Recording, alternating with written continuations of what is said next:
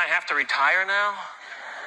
Usually when someone is given an evening like this, they're way too dead to say thank you. So thank you. Over the past 9 years, I've sat at home and watched this show and this parade of comedy legends, and I said, as any comedian would say when he would watch this show, why him?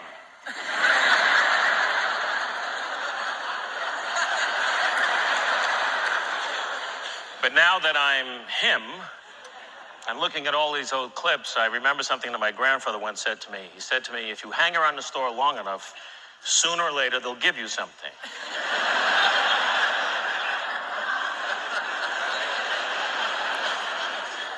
You know, I think about Mark Twain. Whenever I think about Mark Twain, one thing comes to mind. Cliff Notes.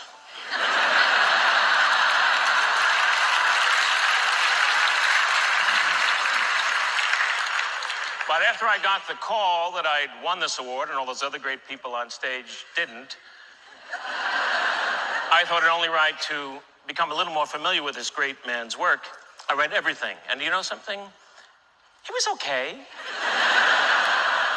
I don't think I'd name an award after him, but he was okay. And I also thought it would be perfectly fitting to do some of this acceptance speech in the spirit of the great Mark Twain.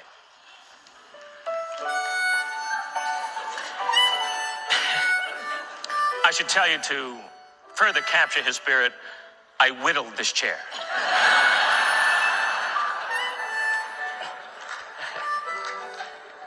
I also whittled this pipe and the harmonica and the first 3 rows of the balcony. It was a very full day. For you, sir. I was born in New York City, but grew up near the seaside in the sleepy town of Long Beach, New York, to 2 very devoted Hebrew parents who settled there because they always dreamed of someday having a very tiny lawn.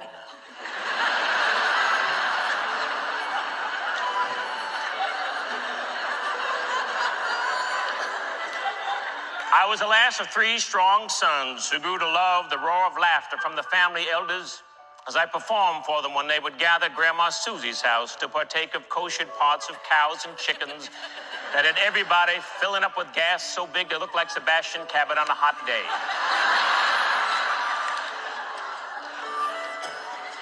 The family, who spoke mostly Yiddish, which is a combination of German and phlegm,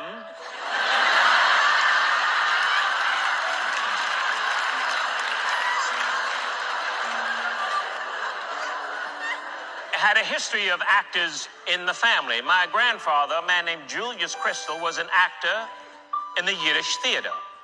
He lived in Grand Rapids, Michigan at the time, and he had translated King Lear into Yiddish. And he was touring the countryside for audiences that wanted to see Shakespeare performed in Yiddish.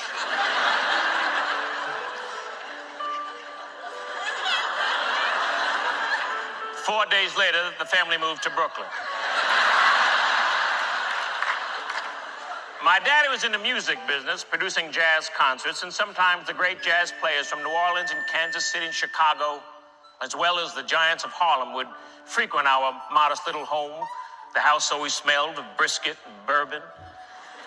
And after smoking cigarettes with no writing on them, they would often wail into the night with spontaneous outbursts of the music that still fills my soul.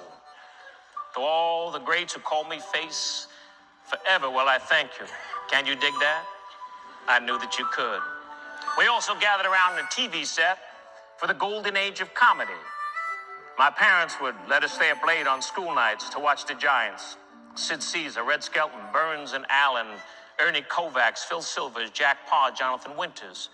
But of all the great comic influences, Mr. Bill Cosby was the one I most related to.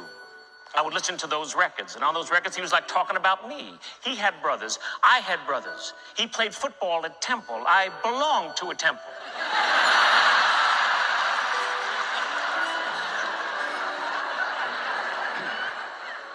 And now, so many years later, here I am tonight, still in front of a big crowd, where I feel as warm as an apple pie in the windowsill of Grandma Susie's kitchen. Well, most of those first audiences are gone now, but the echoes of their laughter will be in my brain forever and ever. I thank them for listening. They were a very captive audience. They had to be. My mom had stolen their car keys.